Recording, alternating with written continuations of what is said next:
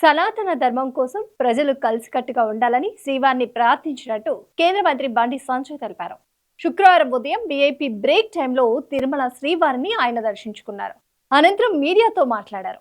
ధూప దీప నైవేద్యాలకు నోచుకుని ఆలయాలను టీటీడీ రక్షించాలని కోరారు. పురాతన ఆలయాలను గుర్తించి అభివృద్ధికి నిధులు ఇవ్వాలన్నారు. తెలంగాణలోని కొండగట్టు, కరీంనగర్, వేములవాడ, ఇల్లంతకుంట రామాలయాలను అభివృద్ధి చేయాలని టీటీడీ చైర్మన్ కు విజ్ఞప్తి చేసినట్లు బండి సంజయ్ తెలిపారు. టీటీడీ ఉద్యోగుల్లో 1000 మందికి పైగా అన్య మతస్థులు ఉన్నారని, నిబంధనలకు వ్యతిరేకంగా ఉన్న వారిపై చర్యలు తీసుకోవాలని ఆయన డిమాండ్ చేశారు. టీటీడీ ఏ ఒక్కరి ఆస్తి కాదని, హిందువులది మాత్రమేనని ఆయన అన్నారు. విదేశీయులు, అన్య మతస్థులు స్వామివారిని దర్శించుకుంటే తప్పనిసరిగా డిక్లరేషన్ ఉండాలన్నారు. హిందూ మతం దేవుడిపై నమ్మకం లేని వాళ్లకు టీటీడీలో ఉద్యోగాలు ఇవ్వడం కొనసాగించడం ఏంటని ఆయన ప్రశ్నించారు. ఇతర మతస్థులు టీటీడీలో పనిచేస్తున్నందున ఆచార వ్యవహారాల్లో తేడా వస్తుందన్నారు. ఎప్పుడో వాళ్ళను నియమించారని చెప్పి తప్పించుకోవడం సరికాదని, వెంటనే వారిని తొలగించాలని బండి సంజయ్ డిమాండ్ చేశారు.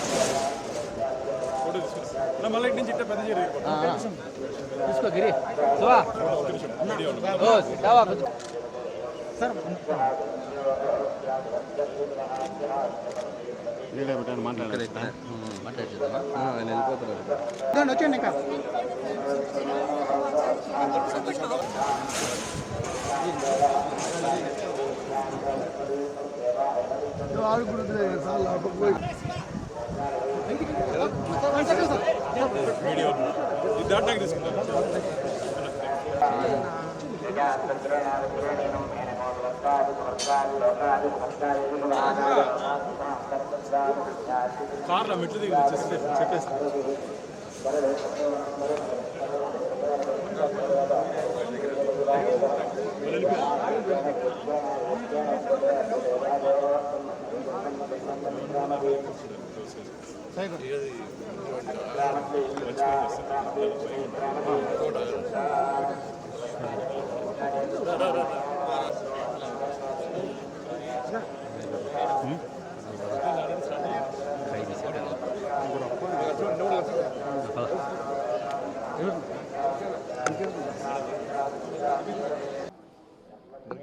జై గోవింద. ఈరోజు జన్మదినం సందర్భంగా స్వామివారి దర్శనం కోసం రావడం జరిగింది. గత సంవత్సరం కూడా జన్మదినం సందర్భంగా స్వామివారి దర్శించుకోవడం జరిగింది. ప్రతి ఒక్కరూ సుఖ సంతోషాలతో ఉండాలని చెప్పి, అందరి కష్టాలు తొలగిపోవాలని చెప్పి, ఒక ప్రశాంతమైన వాతావరణంలో జీవించాలని చెప్పి, ఈ దేశం కోసం, సనాతన ధర్మం కోసం, ఈ సమాజం కోసం అందరూ కలిసికట్టుగా ఉండాలని చెప్పి, ఎవరికి ఏ కష్టం వచ్చినా, ఏ ఆపద వచ్చినా ఈ ధర్మ పరిరక్షణలో ఒకరికొకరు చేదోడు వాదోడుగా ఉండాలని చెప్పి, ఆ శక్తిని, సామర్థ్యాన్ని, ఆ ఆలోచనను కల్పించాలని చెప్పి ఆ స్వామివారిని వేడుకోవడం జరిగింది. దాంతోపాటు ఒక శక్తివంతమైనటువంటి భారతదేశ నిర్మాణం కోసం, ఈ దేశ రక్షణ కోసం, ఈ దేశ అభివృద్ధి కోసం, ఈ దేశంలోని పేద ప్రజల సంక్షేమం కోసం అహర్నిశలు శ్రమిస్తున్నటువంటి ప్రియతమ నేత, దేశ ప్రధాని నరేంద్ర మోడీ గారికి నిండు నూరేళ్ళు ఆయురారోగ్యాలు ఇవ్వాలని చెప్పి, వారికి ఆ శక్తిని, సామర్థ్యాన్ని ఇంకా కల్పించాలని చెప్పి, వారికి ఎప్పుడు స్వామివారి యొక్క మంగళాశాసనాలు ఉండాలని చెప్పి ఆ స్వామివారిని వేడుకోవడం జరిగింది. దాంతోపాటు టీటీడీ సంబంధించి మా భానుప్రకాష్ గారు టీటీడీ బోర్డు మెంబర్గా ఉన్నారు. సరే, అనేక అంశాల మీద వారు మొదటి నుంచి కూడా గతంలో భారతీయ జనతా పార్టీ నాయకులు ఉన్నప్పుడు కూడా అనేక సమస్యల మీద ఫైట్ చేసినటువంటి అనుభవం వరకు ఉంది. ప్రశ్నించేటువంటి స్వత్వం వారికి ఇప్పుడే వారికి కూడా జరిగింది.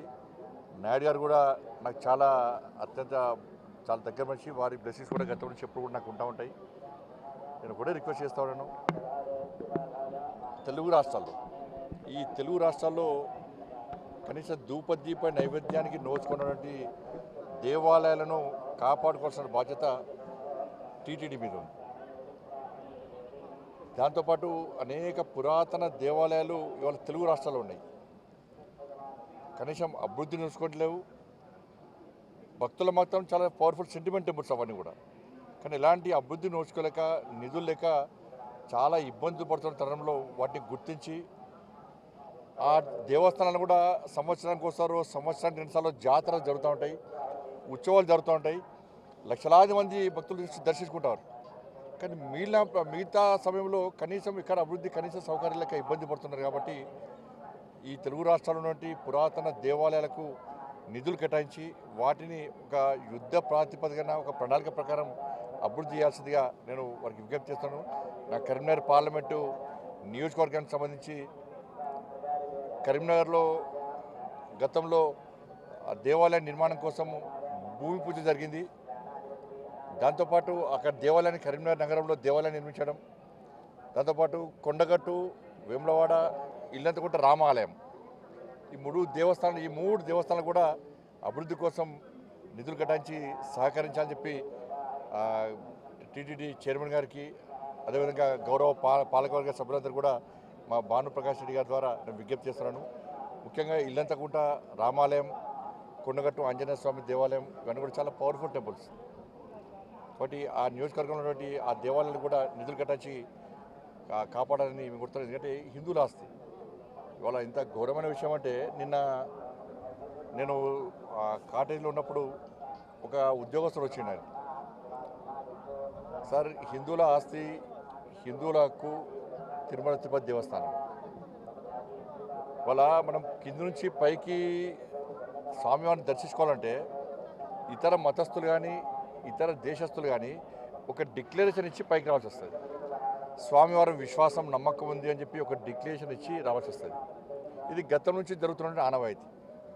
కానీ దురదృష్టవశాత్తు ఏంటంటే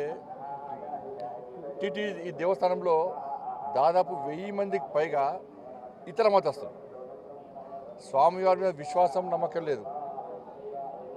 హిందూ సనాతన ధర్మం మీద వారికి ఆలోచన లేదు. ఆ సనాతన ధర్మాన్ని కాపాడాలి, సనాతన ధర్మానికి అనుగుణంగా వ్యవహరించాలని చెప్పి ఆలోచన వారికి లేదు. అటువంటి ఉద్యోగస్తులకు, అటువంటి వ్యక్తులకు టీటీడీలో ఉద్యోగాలు ఇవ్వడమైంది, వాళ్ళు ఇంకా కొనసాగించడమైంది. ఎప్పుడో ఒకసారి మార్పు జరగాలి. అరే గతం నుంచి ఉన్నారు వాళ్ళు, మేము ఏం చేయలేమంటే అది చాతకాంతనం అవుతుంది. నేను భానుప్రకాష్ రెడ్డి గారు చెప్తున్నా, పాలక వర్గానికి నేను ఘాటుగా చెప్తున్నాను, ఇటువంటి పద్ధతి మంచిది కాదు. మీరు ఎంత అభివృద్ధి చేసినా, బయట భక్తులకు అన్ని సౌకర్యాలు కల్పించినా కూడా ఇతర మతస్థులు ఈ దేవాలయంలో ఉండడం వలన వాళ్ళ ఆచార వ్యవహారాల విషయంలో చాలా ఇబ్బందులు వస్తున్నాయి. అది బయటికి రాకపోవచ్చు. ఏదో సత్రం కాదు ఇది, అన్ని మతాలకు ఇవ్వడానికి ఏదో సత్రం కాదు. చాలామంది అర్చకులు కానీ ఈ సనాతన ధర్మం మీద ఆధారపడిన ఉద్యోగాలకే చాలామంది ఇబ్బంది పడుతున్నారు. కాబట్టి జీతభత్యాలు ఇచ్చుకుంటూ స్వామివారి మీద విశ్వాసం, నమ్మకం లేని వ్యక్తులను ఏ విధంగా మీరు ప్రోత్సహిస్తారు? గతం నుంచి వస్తున్నప్పుడు కూడా ఎక్కడో ఒకడ పురుష పెట్టాలి వాటికి. అరే నాకు ఆశ్చర్యం అనిపిస్తుందండి. ఇతర దేశాలకు దేశం సత్రంగా మారింది, తెలుగు రాష్ట్రాలు సత్రంగా మారింది. వాళ్ళకి ఆధార్ కార్డు ఇస్తాము, పాస్పోర్ట్లు ఇస్తాము, వాళ్ళకు రేషన్ కార్డు ఇస్తాము, వాళ్ళకి డబుల్ బెడ్రూమ్లు ఇస్తాము, వాళ్ళకి పెన్షన్ ఇస్తాము. ఇతర మతస్థులకు టీటీడీలో ఉద్యోగాలు ఇస్తాము. ఇది పద్ధతి కాదు. దీన్ని పూర్తి స్థాయిలో ప్రతి హిందూ కూడా దీన్ని వ్యతిరేకిస్తాడు. దీన్ని వెంటనే నిర్మూలించాల్సిన బాధ్యత పాలకవర్గం మీద ఉంది. ఇవాళ బయట మొత్తం చర్చ జరుగుతున్నది, తెలుగు రాష్ట్రాల్లో చర్చ జరుగుతున్నది. నిన్నగాక మొన్న మీరు ఒక ఉద్యోగస్తుని సస్పెండ్ చేశారు. అంటే బయటకు వస్తేనే మీరు సస్పెండ్ చేస్తారు తప్ప దీని మీద ఒక విచారణ జరిపి ఎవరెవరు ఉన్నారు, ఎవరెవరు ఈ సనాతన ధర్మానికి వ్యతిరేకంగా, టీటీడీ నిబంధనలకు వ్యతిరేకంగా వ్యవహరిస్తున్నారో ఎందుకు మీరు ఎంక్వైరీ చేస్తున్నారు? ఎందుకు నిర్మించలేకపోతున్నారు? ఇది ఓట్ బ్యాంక్ పాలిటిక్స్ కాదు. ఓట్ బ్యాంక్ పాలిటిక్స్ కోసం కూడా టీటీడీని ఉపయోగించుకుంటే అంతకన్నా మూర్ఖత్వం ఇంకోటి కాదు, ఈ పిరిగితనం ఇంకోటి కాదు. నేను దయచేసి మళ్ళీ విజ్ఞప్తి చేస్తున్నా, ఇది ఏ ఒక్కరి ఆస్తి కాదు, ఇది హిందువుల ఆస్తి. స్వామివారి విశ్వాసం, నమ్మకం అంటే హిందువుల యొక్క ఆస్తి తిరుమల తిరుపతి దేవస్థానం. అటువంటి ప్రాంతంలో ఇతర మతస్థులకు ఉద్యోగాలు ఇచ్చేటువంటి పరిస్థితి నుంచి బయటికి రావాలి. ఉన్న ఉద్యోగస్తులను వెంటనే తొలగించాల్సిన బాధ్యత ఇవాళ టీటీడీ పాలక మండలి ఉన్నది. నిన్న మతము రెచ్చగొట్టడం కాదు, వాస్తవం ఒక మసీద్కి వచ్చి చర్చికి పోయి ఒక నామం పెట్టుకొని నేను పోతే నాకు ఉద్యోగం ఇస్తారా నాకు రాణిస్తారా నేను? అరే మసీదులో చర్చిలో మాత్రం ఇతర హిందువులకు అవకాశాలు ఉన్నాయి, కానీ ఇదే సత్రం అయిదమన్నా కుక్కడికి వస్తున్నాయా పైసలు కాస్త అంతా కూడా? ఎవరు ఆలోచన ఇది?